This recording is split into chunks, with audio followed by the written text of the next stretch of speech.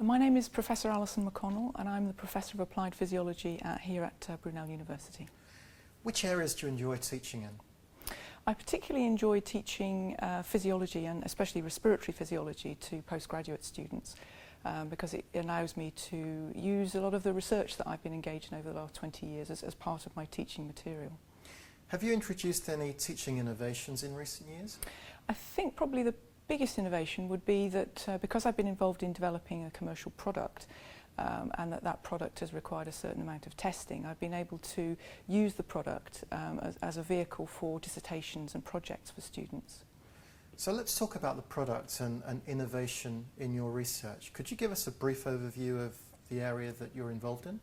I'm interested in breathing during exercise and how breathing limits exercise tolerance, both in athletes but also in people who've got lung disease.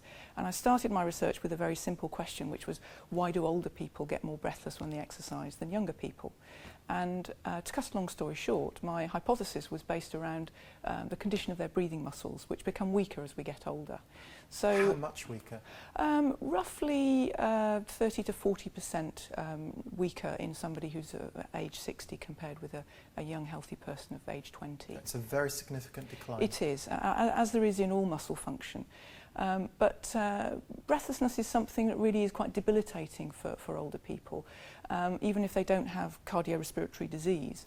And so my hypothesis was, well, if we train these muscles that we use to breathe, can it make us less breathless? And I used these older people as a test population, if you like, primarily because they already have weakness.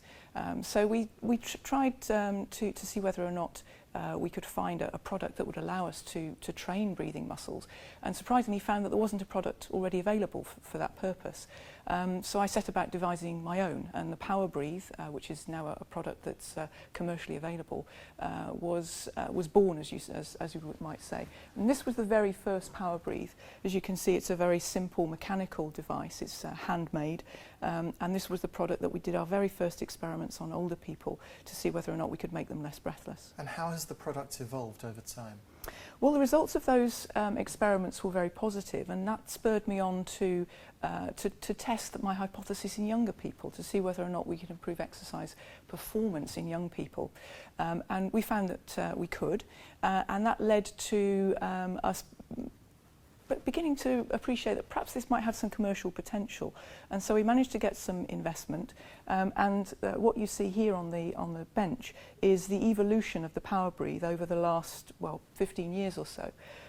We went from a handmade prototype, which was devised specifically for doing experimental work in the laboratory, to a pre-production prototype, which was part of the commercialisation process, to the very first commercial Powerbreathe that was launched in the late 1990s. A slightly revamped version of the Powerbreathe, the original mechanical product that was launched in 2000. And most recently, in 2010, we have the fully electronic product, and that was developed as part of a collaboration between Brunel University and the current owners of the Powerbreathe brand. So, which types of organisation have adopted this product? Wide range of organisations. Perhaps the best known would be the UK NHS, and we were finally successful in having Powerbreathe approved as the first training product, the first mechanical treatment, if you like, for a chronic disease in 2006, when the Powerbreathe was approved for prescription for the treatment of breathlessness.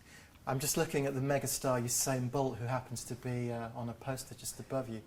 How might somebody of his ilk benefit from this product? Well, originally our research was focused on endurance athletes, and we found that performance improved in endurance athletes after training their breathing muscles. But what we and others who've now sort of taken up this interest in breathing training have found is that sprinters can benefit because recovery during repeated sprinting is accelerated, or at least perception of recovery is accelerated.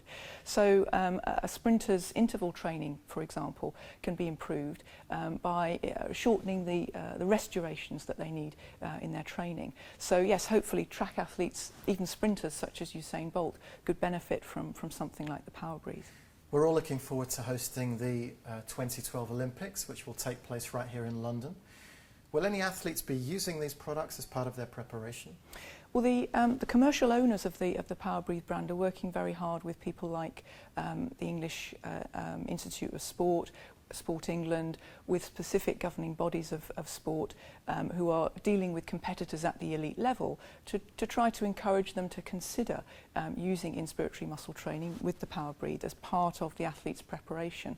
And partnerships have been set up in the past, for example, with UK Athletics, and we would hope that those partnerships will continue and flourish perhaps even more extensively with the new electronic product, which has even greater potential to improve performance than the original. I read somewhere that the World Cup winning 2003 England rugby squad used the product. Is that right? That's correct, yes. And in fact, we subsequently found out that the Australians were also using Powerbreathe. So they cancelled each other they out. cancelled each other out. But very gratifying to know that the athletes at that level are making use of something that's invented and developed at Brunel.